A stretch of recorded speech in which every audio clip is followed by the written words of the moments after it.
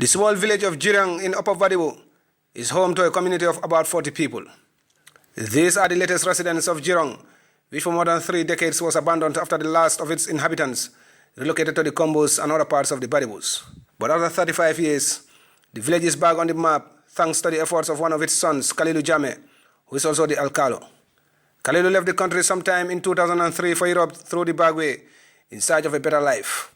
Like many young people, he endured terrible hardships before realizing his dream in Europe. And as he moved from one country to another, a feeling of nostalgia, which was overpowering, followed him everywhere. I was born in this village, but I was the last child to be born here, and my family deserted the land. But I used to remember the village in all my life and have a feeling that any time a better time comes, I will come back to my land, because I believe that land, if somebody have land, you have everything. When he finally returned after 15 years, he realized with sadness that his old village was no more. He therefore embarked on a journey to re-establish his old ancestral home.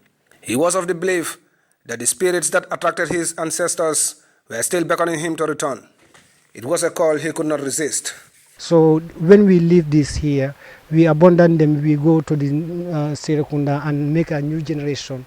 Those generation will be half Gambian, because they will only live in Gambia whenever they can buy plot for themselves. So this land belongs to us, that's why I come here. Later, he went out and about encouraging his relatives to join him. And after much convincing, he was able to entice some of them to return, but not without the promise of incentives from his foundation that he helped set up.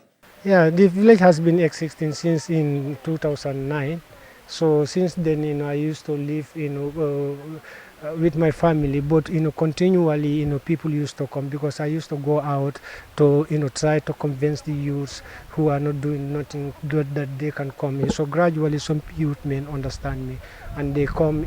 We give them their land, and we try to support them on their project. We finance their project support, like we buy seed, and we help them to clean the land, and we help them to install the water for their gardening. So they feel happy to be with me here.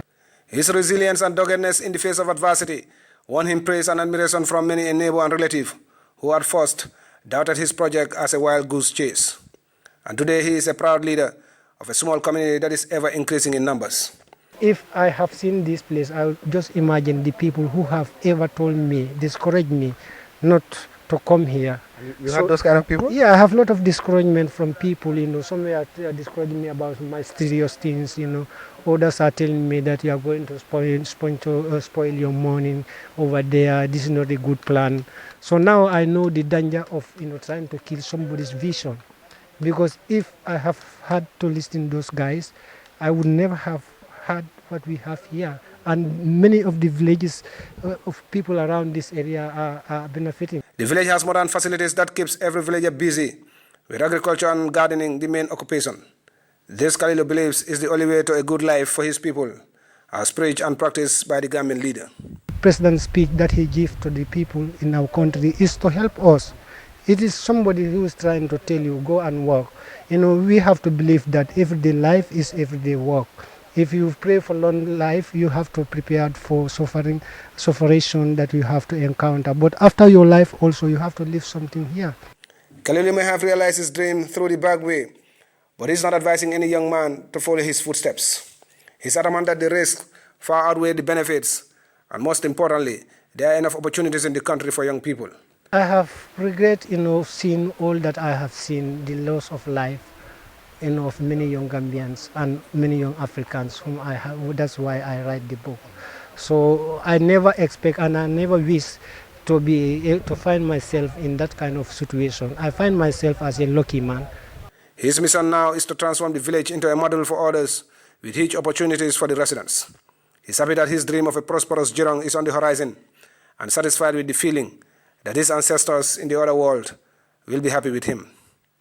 Mamadou Diallo, GRTS assignment.